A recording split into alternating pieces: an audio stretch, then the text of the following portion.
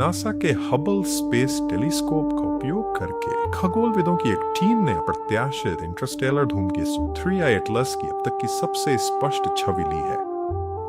खगोलविद अब धूमकेतु के ठोस बर्फीले केंद्र के आकार का अधिक सटीक अनुमान लगा पा रहे हैं। इसका अनुमानित व्यास 3.5 मील से अधिक नहीं है, लेकिन यह 1000 फीट जितना छोटा भी हो सकता है।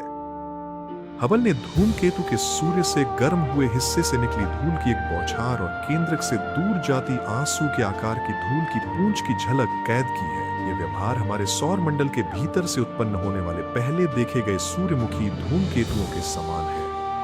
बड़ा अंतर यह है कि यह रहस्यमयी आगंतुक हमारी आकाश गंगा के एक प्राचीन और अज्ञात क्षेत्र से आया है, जो बहुत पहले और बहुत दूर किसी अज्ञात तारामंडल से निकला था। अपनी अंतरिक्ष यात्रा के अंतिम अध्याय में 3I/एटलस 1,30,000 मील प्रति घंटे की चौंकाने वाली गति से सूर्य की ओर बढ़ रहा है।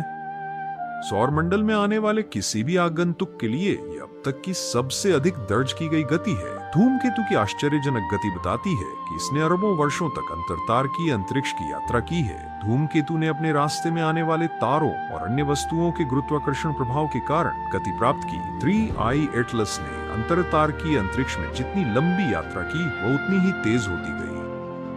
हबल के अवलोकन बताते हैं कि धूमकेतु 3I एटलस संभवतः एक विकसित होते ग्रहीय मंडल से बाहर निकाला गया था। यह तब हुआ जब बर्फीले पिंड एक तारे के चारों ओर बाहरी डिस्क या वलय में एकत्रित हुए, जो इस विचार का समर्थन करता है कि ऐसे बाहरी बेल्ट ग्रह निर्माण प्रणालियों में आम है।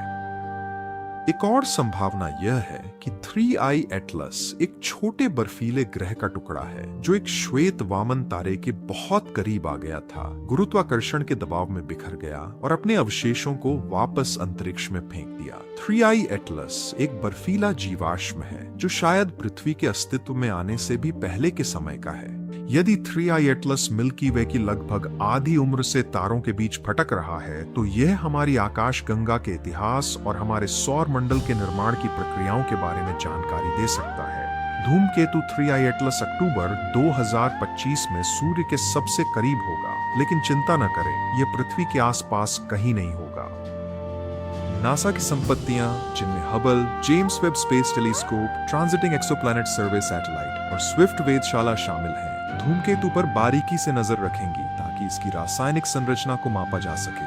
जैसे जैसे सूर्य की गर्मी इसकी बर्फ को और अधिक ऊर्ध्वपातित करेगी। यदि यह सूर्य के निकट की खतरनाक यात्रा से बच जाता है, तो 3I एटलस के किसी अन्य तारे के करीब आने की संभावना बेहद कम है। यह भी संभव है कि 3I एटलस सूर्य के निकट आने वाले कई नाजुक धूमकेतुओं की तरह टूट जाए या धूल में विलीन हो जाए, जिससे इसका अस्तित्व समाप्त हो जाए। 3I एटलस के आने से पहले हमने 2 अन्य अंतरतारकीय आगंतुकों का पता लगाया था। 2017 में 1I ओमुआमुआ और 2019 में धूमकेतु 2I बोरिसोव। अब जब कई उन्नत वेधशालाएं आकाश को स्कैन कर रही हैं, तो हमें हमारे सौर मंडल में आने वाली ऐसी और भी कई अंतरतारकीय वस्तुएं मिलनी चाहिए। हर नई खोज खगोलविदों को हमारे सौर मंडल और दूर के ब्रह्मांड के बारे में बहुमूल्य जानकारी देती है।